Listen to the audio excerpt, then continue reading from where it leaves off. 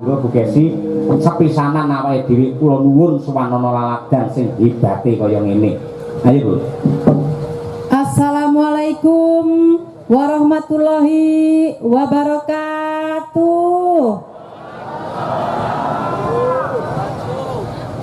Ingkang badhe kula aturaken dumateng panjenengan namung setunggal Bapak Ibu. Inggih menika matur nuwun ingkang tanpa upami awit katresnan panjenengan sedaya nimbali kula bojo kula lan kanca-kanca madangkara. Mugi-mugi dalu niki kula sak kanca saged nglipur panjenengan sedaya satemah ati panjenengan marem lan benjing lek atine marem nyambut gawe tambah semangat. Lek nyambut gawene semangat, warga masyarakat Kedung Banteng tambah rezekine kathah malimpah. Benjing taun ngajeng saged nanggap wayang malih nggih, Pak. Matur nuwun. Amin. Matur nuwun Bu Kesi wis mremosekne bojone. Ya bojo sing apik kaya ngono kuwi. Wah, temenanan. Ngerti sing lanang yang ngeri sepi tanggapan poso kon Bu Kesi. Oh iya. Sore mampi poso, buar tanggapan kok poso, ya poso, ora poso mesti kok jahili terus. Ha iya ngono kuwi. Sinom sing dikersake Bu Kesi aturna marang sedaya para sesepuh disepuh, para kiai alim ulama lan warga masyarakat sing kepareng tumplek-blek ana ing lapangan merah putih, babil khusus dumateng Bapak Kaji Karsono. Iya, monggo Bu.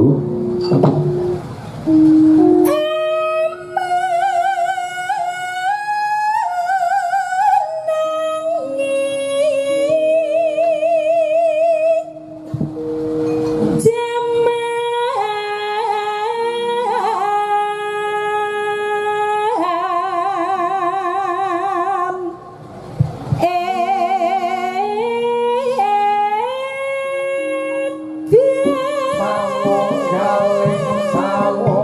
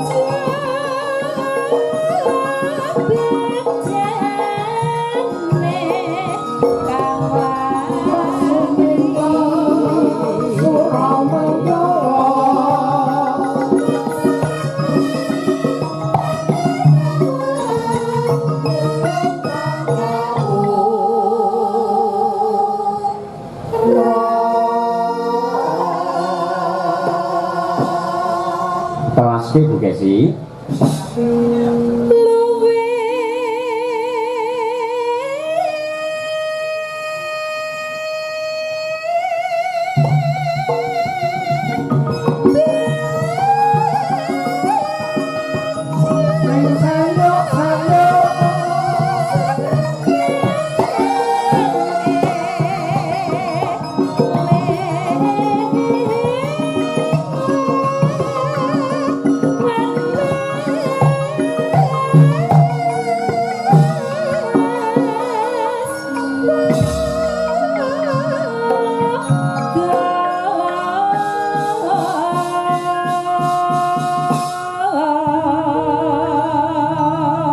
Alhamdulillah wilujenge skala wis diaturake sinom parijata pamundhut saking Bapa Karsana selaku ketua panitia.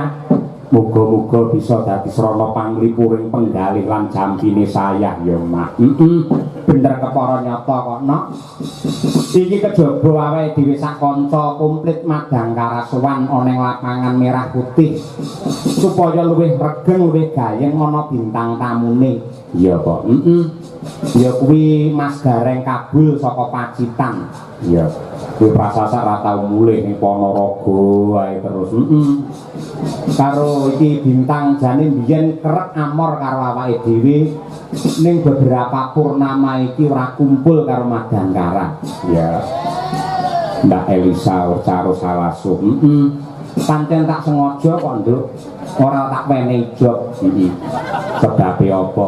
Mbak Lisa sampean yen urung putus karo pacare ora tak jak wayang aku. Saiki alhamdulillah wis pedhot kae. Jumlone dhek wisan. Ha iya.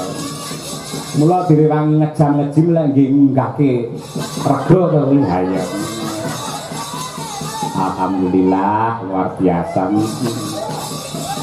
Elok temenanan iki meriah. Men saya rengget regu Mas Gareng wis enggak, ya.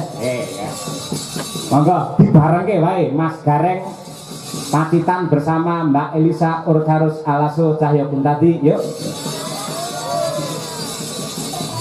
Jumeneng bebarengan. Ayo coba.